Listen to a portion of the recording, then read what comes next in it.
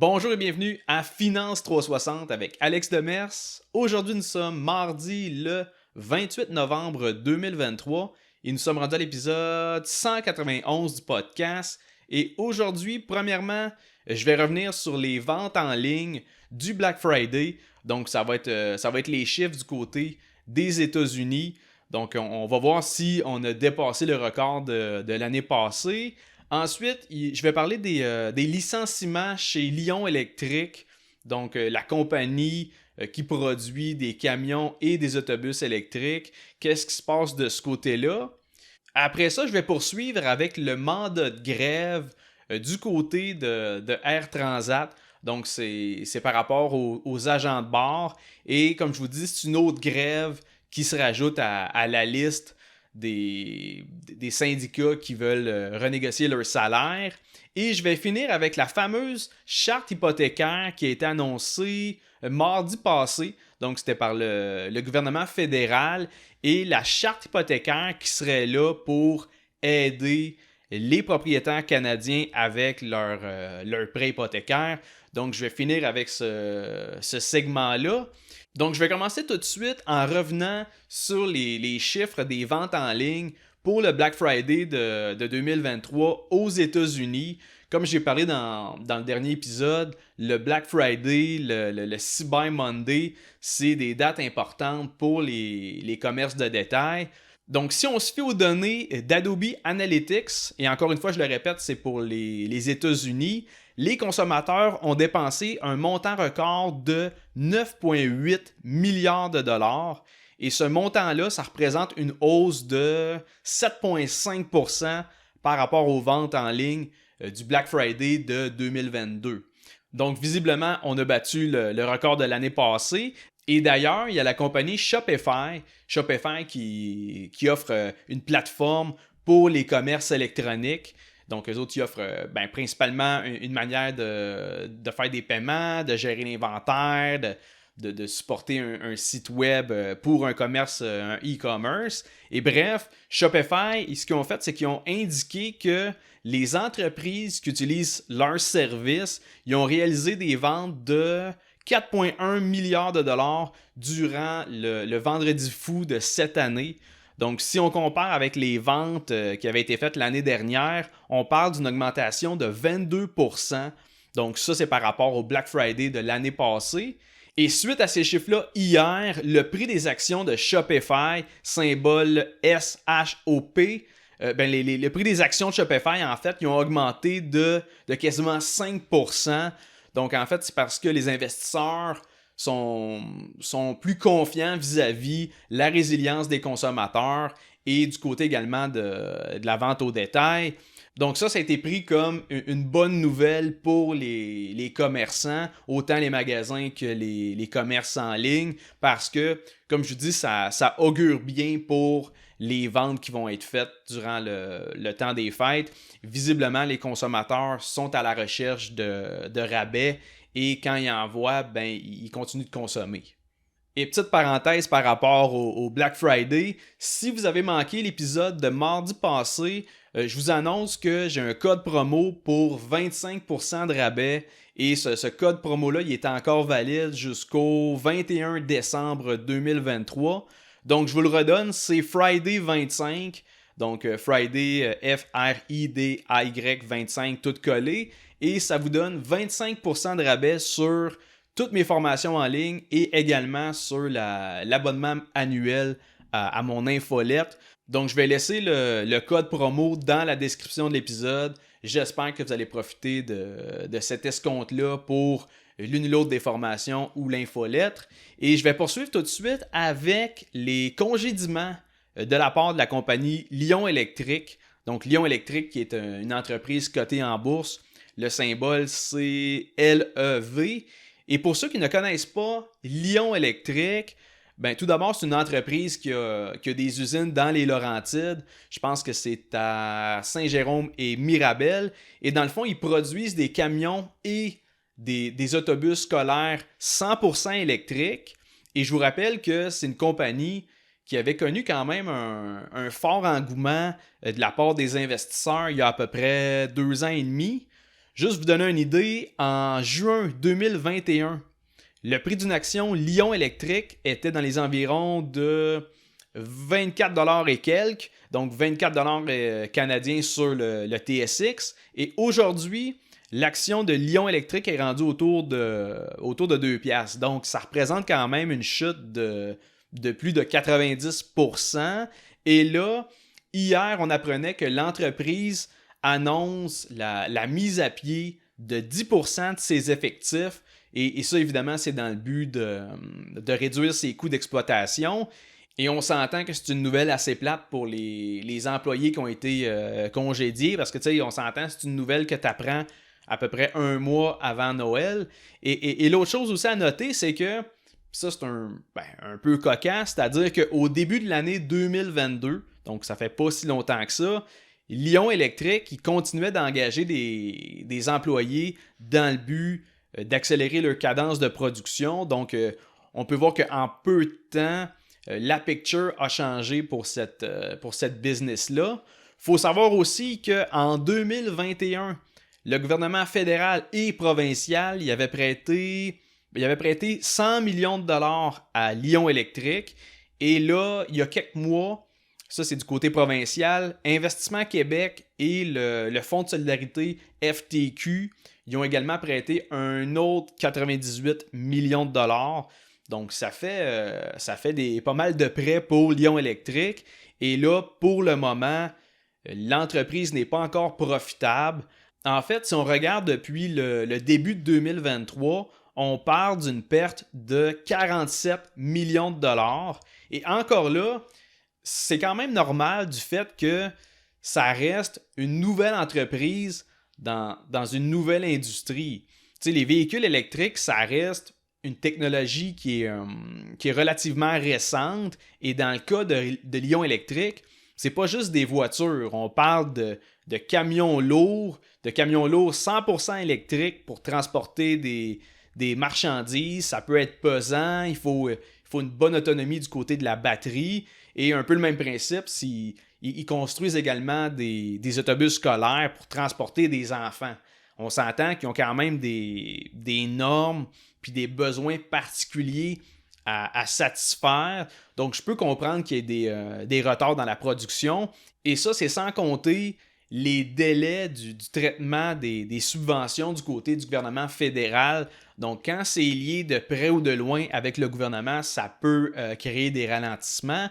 Dans tous les cas, je tiens à préciser que je ne suis pas actionnaire de Lion Électrique et que je ne compte pas non plus investir dans cette compagnie-là, même au prix actuel. Cette entreprise-là ne répond pas à mes critères d'investissement. Ensuite, je voulais aussi vous parler d'un autre sujet. Et en fait, je vais vous partager qu'il y a une autre grève qui se pointe à l'horizon. Donc, ce coup-ci, c'est du côté de la compagnie Air Transat, donc la compagnie aérienne. Et on parle dans ce cas-ci d'un syndicat de 2100 agents de bord. Et ils viennent de se doter d'un mandat de grève. Encore une fois, comme je l'ai déjà dit dans les derniers épisodes, le principal point en litige, c'est encore une fois la question des salaires.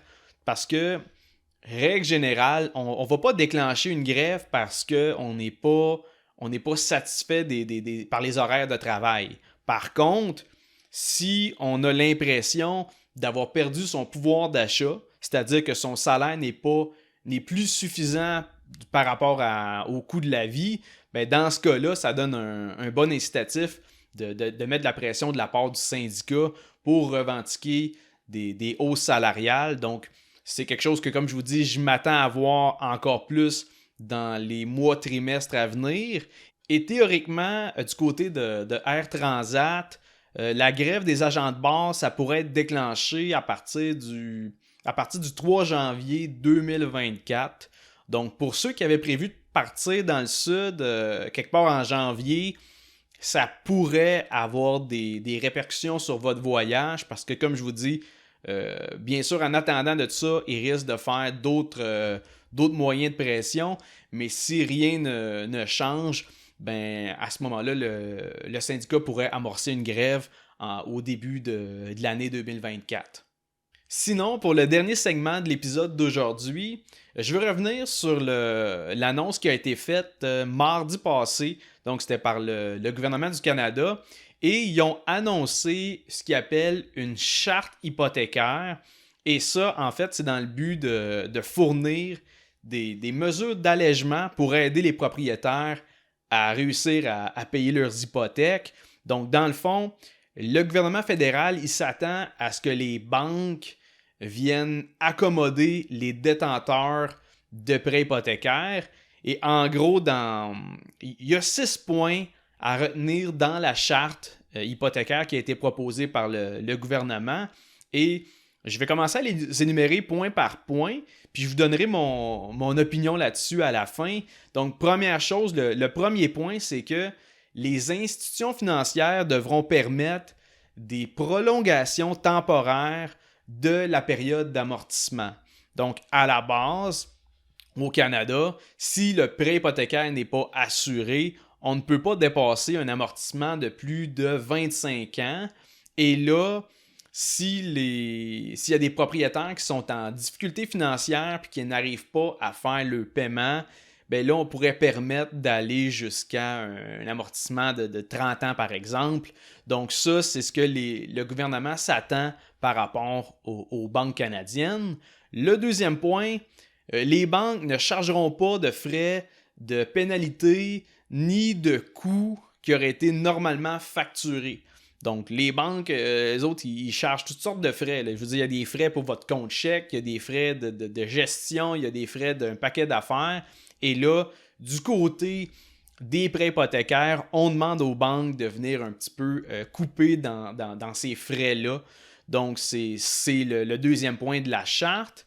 On va continuer avec le troisième point. Donc, les prêteurs, ça c'est les banques, ne vérifieront plus l'admissibilité du propriétaire s'il décide de changer de banque au moment du renouvellement du prêt hypothécaire. Donc, ça, autrement dit, au renouvellement, l'institution financière ne fera plus passer le fameux test de résistance. Donc, normalement, c'est avec ce test-là qu'on rajoute 2% au taux hypothécaire proposé. Et ça, évidemment, c'est dans le but de confirmer que le propriétaire a la capacité financière de soutenir une hausse des taux d'intérêt. Donc là, avec la charte, les clients avec un prêt assuré n'auront plus besoin de passer ce test de résistance-là auprès de la banque. Ensuite, le quatrième point, c'est que le gouvernement demande aux institutions financières d'être plus proactives et en fait de contacter leurs clients 4 à 6 mois avant leur renouvellement de leur hypothèque. Et ça, évidemment, c'est dans le but d'essayer de prévenir puis de proposer des solutions ou du moins d'exposer les possibilités que le client a vis-à-vis son renouvellement. Et ça, de toute façon, je pense que les banques le font déjà. Par contre, là, c'est un autre élément dans la charte hypothécaire. Après ça, on a le cinquième point. Donc, les propriétaires à risque, ils vont avoir la possibilité de verser des paiements forfaitaires dans le but d'éviter un amortissement négatif. Je vous rappelle qu'un amortissement négatif, c'est quand le propriétaire fait ses versements hypothécaires, sauf que les versements ne sont pas suffisants pour couvrir la portion des intérêts. Donc, à ce moment-là, étant donné qu'il manque d'argent sur les versements, c'est pas suffisant, ben le solde hypothécaire, au lieu de baisser au fil du temps, ben il augmente parce que ce qui manque comme montant, on le rajoute sur le solde de l'hypothèque. Donc, le cinquième point, en fait, c'est seulement de venir permettre aux propriétaires de faire des paiements forfaitaires. Règle générale, tu es limité à la somme que tu peux remettre sur ton hypothèque. C'est une des réglementations par rapport au milieu hypothécaire. Mais bref, le cinquième point, c'est de permettre ces paiements-là justement dans le but d'éviter l'amortissement négatif. Et on va terminer avec le sixième et dernier point de la charte hypothécaire du gouvernement du Canada. Et le dernier point, c'est que les banques ne chargeront pas d'intérêt sur les intérêts dans le cas où le propriétaire se retrouve avec un amortissement négatif. Donc, normalement, une banque, ça charge des intérêts sur les intérêts. Les intérêts composés, ça reste une source de revenus pour les institutions financières. Mais là, dans cette situation-là, en fait, les banques ne vont pas charger d'intérêts sur les intérêts si le propriétaire se retrouve avec un solde hypothécaire qui monte au lieu de descendre. Donc, ça résume pas mal les 6 gros points de la charte hypothécaire. Et mon opinion par rapport à ça, c'est que si on se fie dans le passé, l'État, le gouvernement, il n'est pas super compétent pour venir légiférer puis mettre des politiques, des restrictions sur des compagnies ou des secteurs privés. Et la plupart du temps, en fait, quand ils mettent des mesures d'aide, finalement, ça empire la situation. T'sais, on peut penser, le gouvernement pourrait bien arriver puis limiter le prix maximal d'un loyer. Définir le plafond pour ça en se disant, bon, ben comme ça, on n'aura plus de loyer trop cher. Sauf qu'en faisant ça, nécessairement, tu diminues le potentiel de profit pour les investisseurs immobiliers, donc moins d'incitatifs à lancer des nouveaux chantiers résidentiels. Et là, ultimement, on pourrait se trouver avec moins de logements disponibles, donc ça ne viendrait pas du tout régler la crise du logement. Et ce que je veux dire par là, c'est que les interventions du gouvernement sont souvent néfastes pour le libre marché. Ça amène des solutions à court terme, mais ça crée d'autres problèmes à moyen et long terme. Bref, mettre de la pression sur les banques, ça me semble pas être la solution pour aider les propriétaires en difficulté financière. Par contre, petite précision, dans le cas de la charte hypothécaire, les points énumérés, là, les 6 points que je vous parle, c'est à la guise des banques. Donc, de toute manière, pour les banques, à mon avis, c'est tout à leur avantage de décider d'accommoder leurs clients. Comme je l'ai déjà dit dans un autre épisode, les institutions financières, ils ne veulent pas se retrouver avec plein de monde qui n'arrive plus à payer leur hypothèque. Ils visent pas ça. Les défauts de paiement, ça les intéresse pas. Et ils veulent pas non plus se ramasser avec un paquet de maisons à vendre. C'est des banques. Eux autres, ce qu'ils veulent, c'est pas de gérer un parc immobilier. Ils préfèrent bien plus de donner du lousse à leurs clients puis continuer de collecter des intérêts, quitte justement à étirer la période d'amortissement. Et c'est justement ça qui a créé l'amortissement négatif, dans le sens que les banques ont permis aux propriétaires qui avaient un prêt à taux variable à montant fixe de ne pas payer au complet les intérêts qu'ils auraient dû normalement verser. Parce que si, exemple, tu dois me donner 1500 $ d'intérêt par mois, puis que tu n'es pas capable de le faire parce que ton montant fixe, c'est 1200 par mois, ben la balance, c'est ça que je rajoute sur ton solde hypothécaire. Donc, grosso modo, les banques sont déjà en train d'accommoder les clients, là principalement sur les prêts hypothécaires à taux variable, parce que c'est les gens qui ont été le plus rapidement touchés, mais ultimement, ils devront aider également les propriétaires qui vont renouveler prochainement leur prêt hypothécaire. Donc, selon moi, avec ou sans la charte qui a été proposée par le gouvernement fédéral, je pense que les banques canadiennes auraient déjà été plus souples avec leurs clients. Et pour conclure sur la charte, tant qu'à moi, même si ça donne un peu d'air aux propriétaires, c'est pas suffisant pour ceux qui sont déjà à côté et qui doivent bientôt renouveler leur hypothèque. Je pense pas qu'on va vivre nécessairement une crise hypothécaire. Par contre, avec ou sans la charte, je suis convaincu que ça va être une période très difficile dans les prochains mois pour les personnes qui sont fortement endettées. Je pense que l'engouement de devenir propriétaire avec les taux d'intérêt au plancher en prenant un prêt hypothécaire à taux variable, en payant le gros prix avec les surenchères, à un moment donné, il y a un retour du pendule. Et même si le gouvernement essaie de mettre en place des mesures d'aide pour les propriétaires, je pense qu'il est déjà trop tard. La réelle vraie solution, ce serait de permettre d'étirer la période d'amortissement sur 30-35 ans. Et encore là, un moment donné, dans un marché libre, quand tu prends des mauvaises décisions financières, ben tu vis avec les conséquences. Le gouvernement, il n'est pas là pour venir padder tout le monde, mais comme je vous dis, une crise hypothécaire, il n'y a personne qui bénéficie de ça. Peut-être les nouveaux acheteurs, ceux qui attendent qu'il y ait un crash du côté du marché immobilier, mais autrement, une crise hypothécaire, ça va affecter l'économie dans son ensemble. Et comme je vous dis, il n'y a personne qui bénéficie de ça.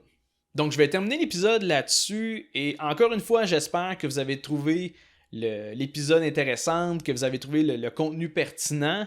Et si c'est le cas, si vous aimez le podcast, laissez un 5 étoiles sur Spotify, laissez un review sur Apple Podcasts, abonnez-vous à ma chaîne sur YouTube, partagez le podcast. J'apprécie énormément les commentaires, les avis. Je prends le temps d'ailleurs de lire vos petits mots.